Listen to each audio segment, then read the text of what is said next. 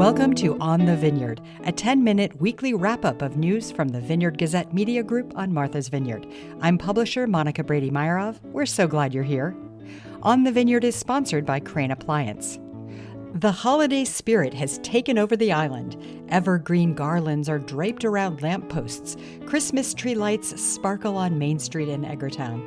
And the annual Lights Display pierce the darkness at Ocean Park in Oak Bluffs. The lights brighten the early darkness when the sun is setting here at around 4:15 these days. The darkness can make it feel lonely and isolated.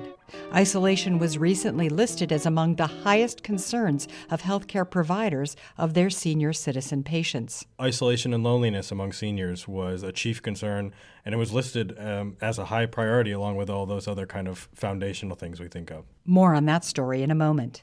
The island's only music store might close. Island Music's lease expires at the end of this month, and the owners say they can't go on with rising rents and labor costs. The manager called it a cultural institution and hopes a buyer for the business comes forward. That's the sound of the historic press in the Vineyard Gazette offices in Eggertown printing the paper. That means it's time to go upstairs to the newsroom and check in with Bill Level, the editor-in-chief, and the reporters on this week's news. Ethan Genter checked in with a story by the Martha's Vineyard Commission. Does not pertain exactly to this time of year, but in general, on the island, elder loneliness is on the rise. This has always been an issue here, but it's being compounded, has been since COVID. But Alex Elvin over at the Commission has done a deep dive in it, and Ethan Genter looked into it and talked to a lot of our people out on the island trying to work with elders and trying to get them active and social, but it is a difficult issue. Yes, the Martha's Vineyard Commission came out with a new report this fall, and it highlighted a lot of different issues facing older adults here on the island.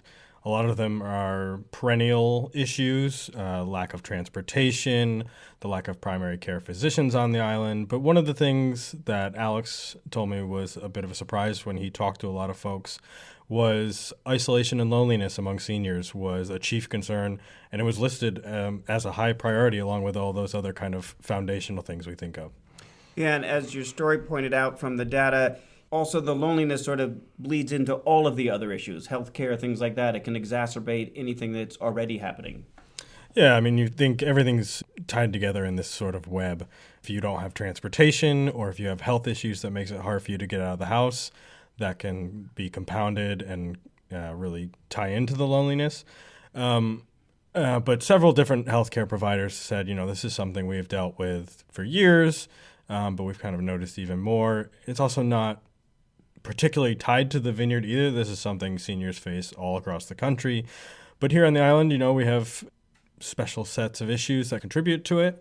So yeah, this report really highlighted the issue, and a lot of folks said we really want to try and get more programming around it to help seniors get out of the home and people who want to be out there, but there's some obstacles. Yeah, and as you said, this isn't just about seniors on the island loneliness. A lot of people face it, particularly this time of year, of all ages, but we do have a really big senior population. One of the great things in your story was that two very different populations were coming together, started by some teenagers, to actually address this issue. Yeah, there's this group called the Generations Club at the high school. This was started last year. A couple of seniors in high school had lost a grandparent, and they saw the toll it takes on the surviving grieving grandparent. And so they started this club where high schoolers meet up at the Federated Church in Eggertown with seniors, and they talk, they play games, they do some outings, and it gets people talking. The two seniors who I talked to involved in it said it was not just great for the seniors. One said it was the first time they'd been out in a long time, but it helps the younger generation realize what some of the elderly wisdom, the stories of the island, and just life in general. All right. Thanks so much, Ethan. Thank you, Bill. Turning now to Emma Kilbride with a bit of holiday cheer. She went and talked to the folks at Donna Roma's, who have been putting on Evening of Enchantment for the last 21 years at the Garden Store. It is really an incredible night to check out. As Emma found out, it really takes them months to prepare for this. Emma?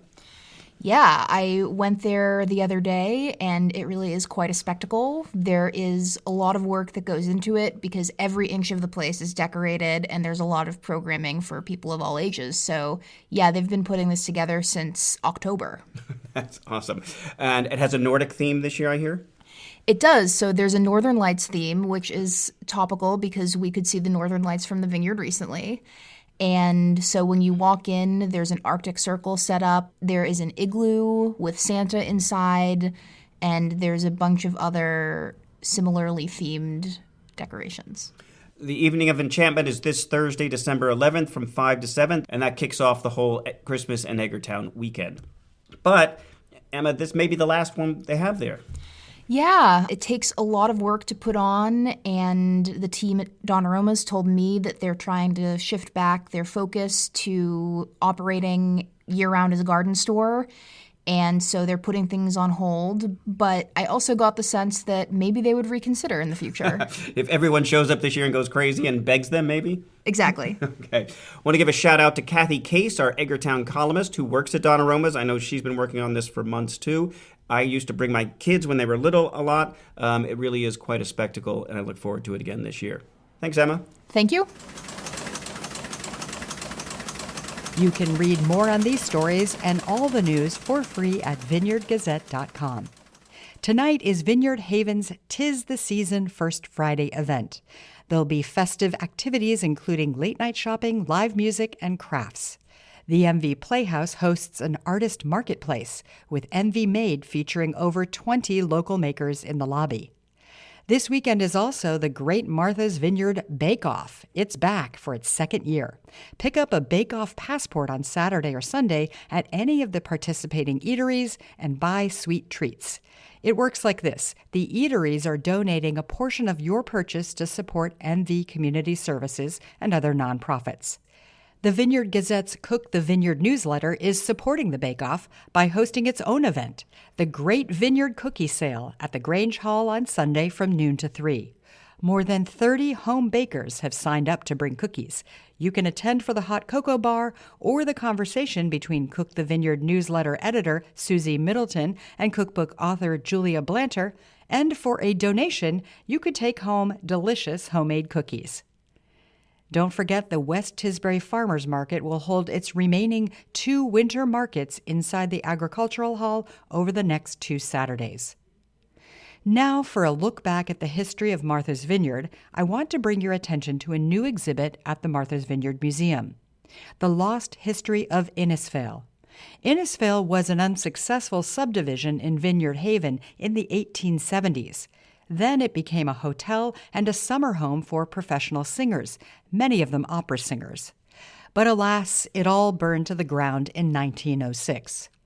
Vineyard Gazette publisher Henry Beadle Huff wrote about it decades later and said from the stories he heard, quote, "There was no care at Innisfail. Innisfail could not last in this real harsh world." Well, that can be said about many artistic institutions on the island today. The Yard has paused production to rethink its financial model. As I said, Island Music is on the brink of closing, and the Martha's Vineyard Playhouse longtime director has retired, and the organization is merging with Circuit Arts. Our theme music is from Island composer and musician Michael Hayden. If you like the show, please follow us so you won't miss an episode, and tell a friend who loves the vineyard. Thanks to our sponsor, Crane Appliance.